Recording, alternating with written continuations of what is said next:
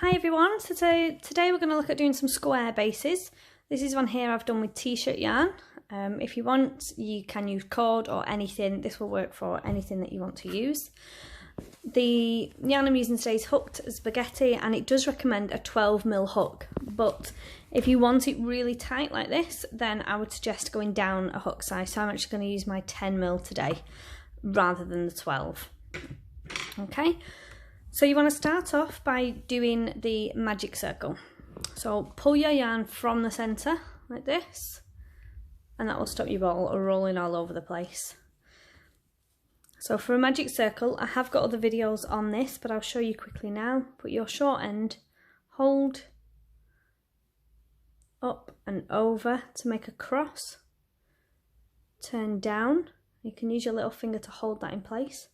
You're going to go under the first and hook the back one, and as you come through, twist your hook to face upwards, and we're then going to chain one using our working yarn.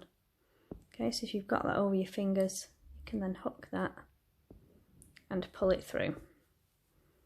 You've then got your short end on this side, which you can work over, and you'll pull that tight at the end.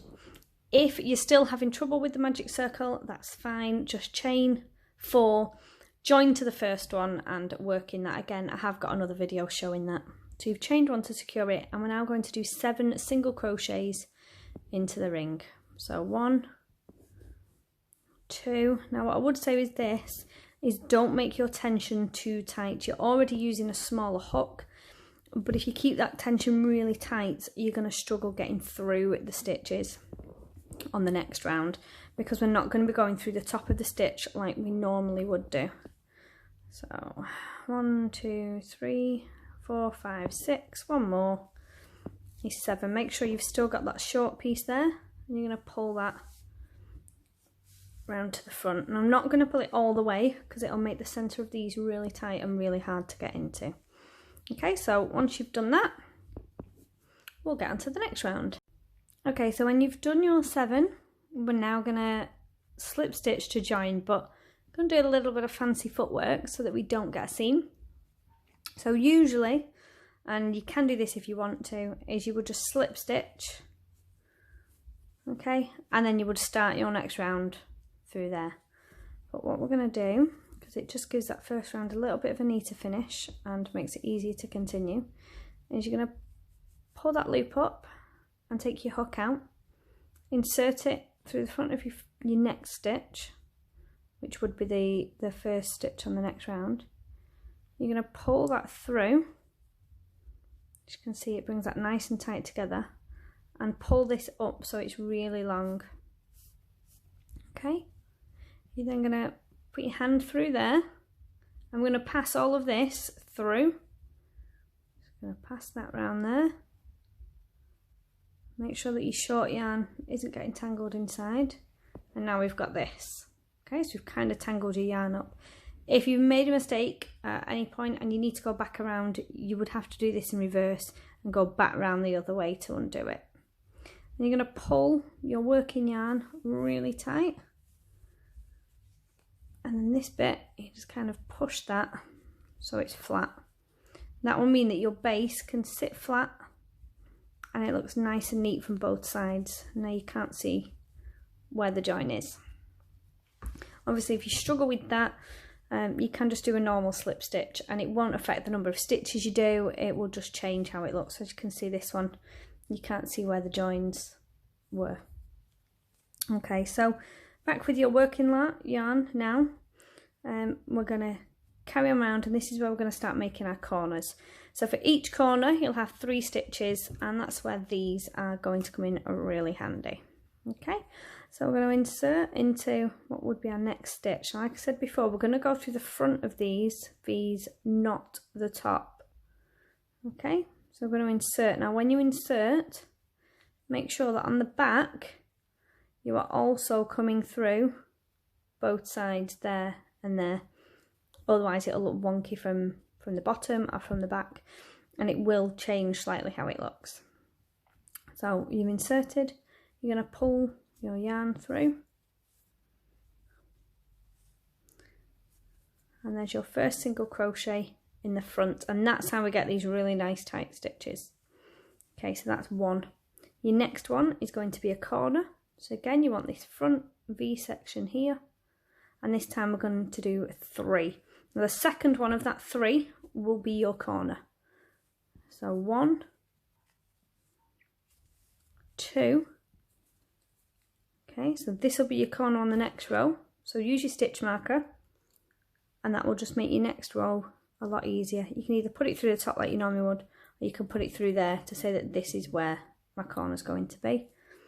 And then you still need your third one. So again, back into the same stitch and single crochet again. Okay, you want 1 in the next one because this is now the straight edge of the square. So into there. Now remember, don't keep your tension really tight, otherwise it's really hard to get your hook through those stitches. And then the next one is going to be our corner again. So again, we're going to do 3, 1, 2, 3, and our corner is that second one. So it's up to you if you do stitch markers as you go along, or if you do them after you've done the 3. But it means that you don't have to count every round, and as you get bigger, it's a lot easier if you're not having to do all the counting. If you don't have stitch markers or don't want to use stitch markers, that's fine. You will be able to spot where the corner is. It's just easy to make a mistake without having the marker in there. So again, I've done 3 and then 1. Next corner is 3 again. I'm just going to separate that to show you. That's where my next corner is going to be on my next round.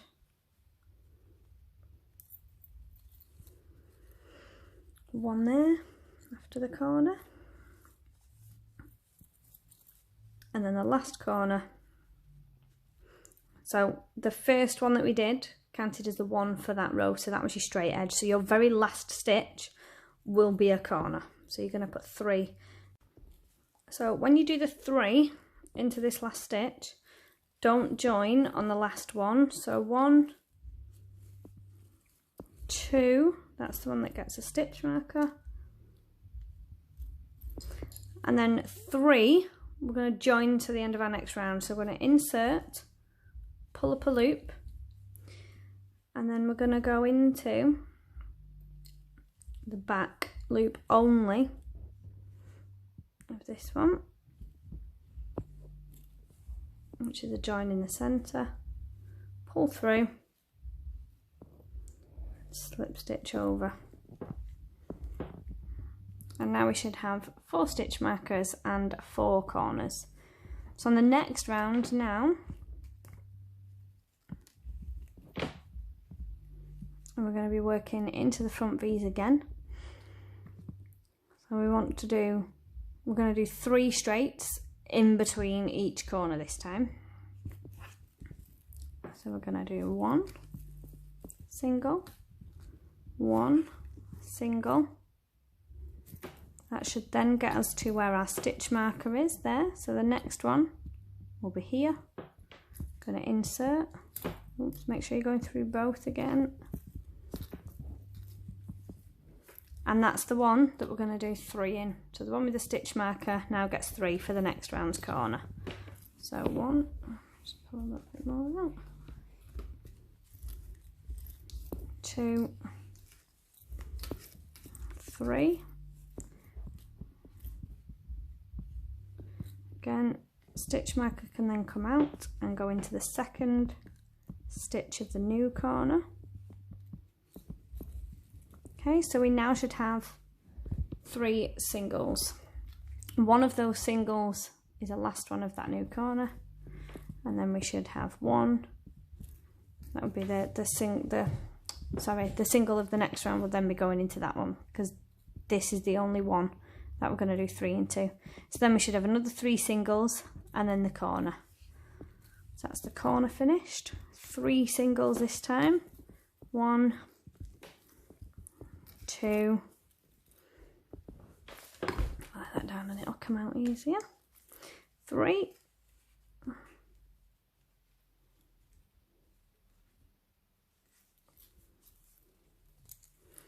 then we're at the corner, so we do 3 again. So if you keep doing that all the way around, and then you can slip stitch to join. 1, 2. Okay, so I'm just on my last corner. 1, 2, 3. Now, as you know, we need 3 single crochets to make each straight line.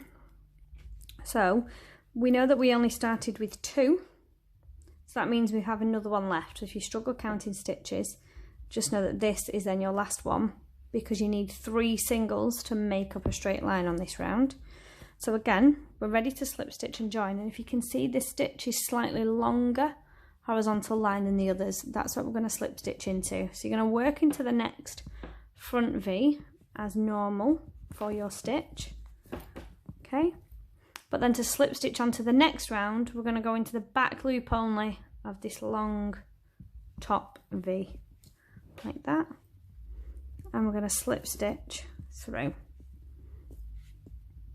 So if we were ready to tie off, if that was how big you'd want your base, you could then cut your yarn, pull through, and you could sew that together, and you'd have a square.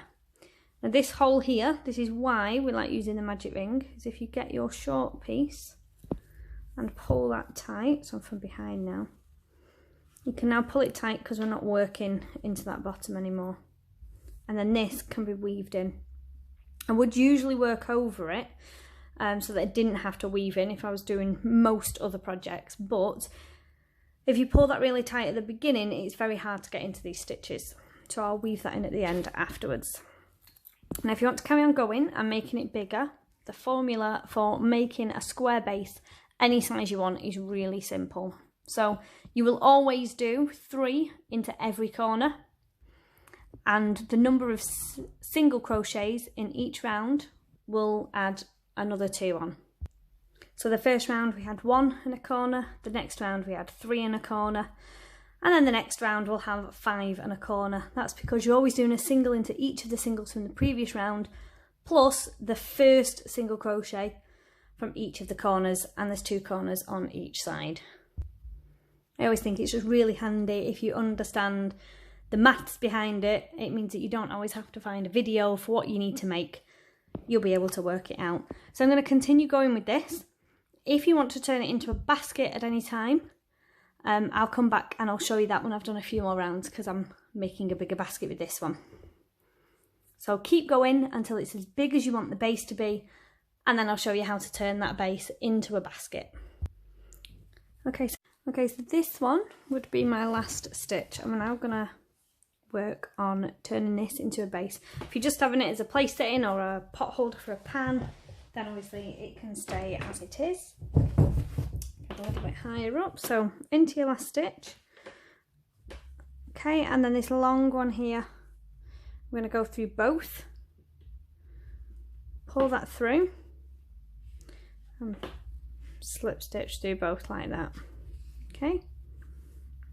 Now what we want to do is do a single crochet all the way around, slip stitch all the way around the edge of the basket, and that'll give you a nice finish on the front of the base as you work upwards. So I like to have the right side so that it is the bottom of the base on the outside, so that it matches, which then means that this, once that's weaved in, will be the inside, because then this stitch will match the inside of the base, and all the outside stitches will all be the right side.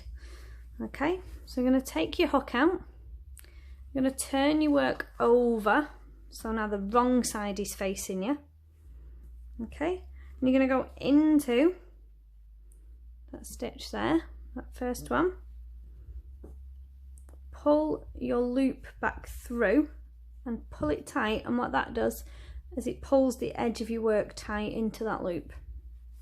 Okay, we're then going to take this back round the back, so that's your working yarn, and we're going to be working just into the V stitches like you would on a normal crochet project, and we're going to slip stitch all the way around. Might want to just pull that a little bit tighter.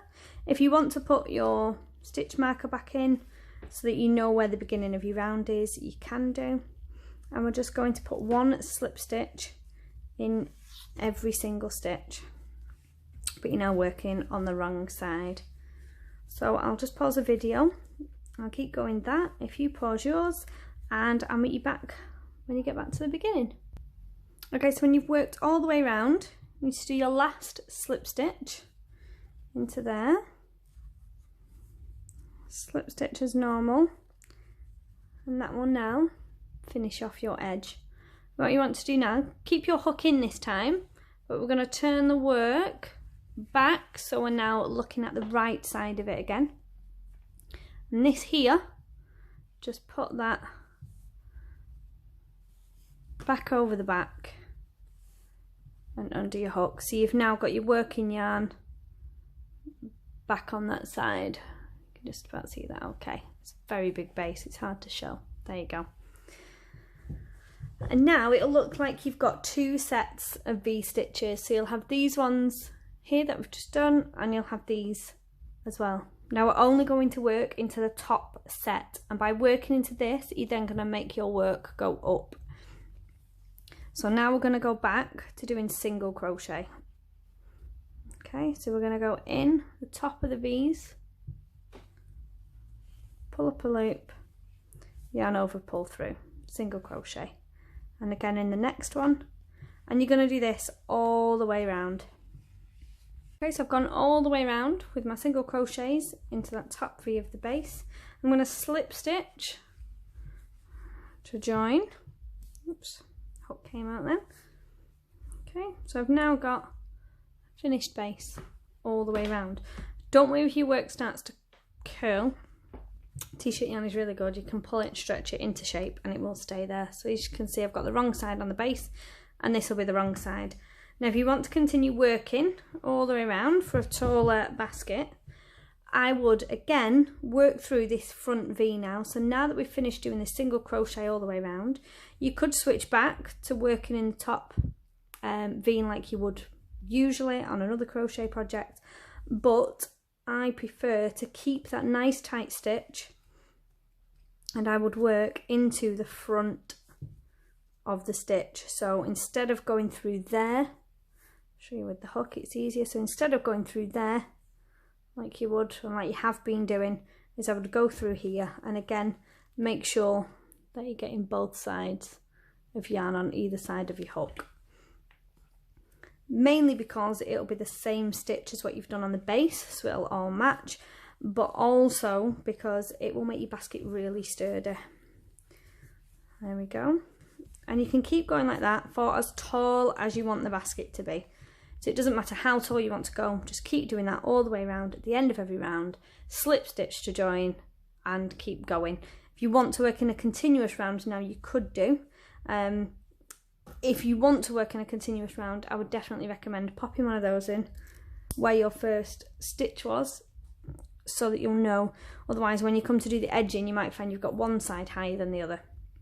When you're ready to finish the base off, I'll just show you on this bit here. So this isn't my top row because I will be making this basket bigger for myself, but if you wanted to make it that taller, you've got to the end, I would just slip stitch all the way around, same way you usually would.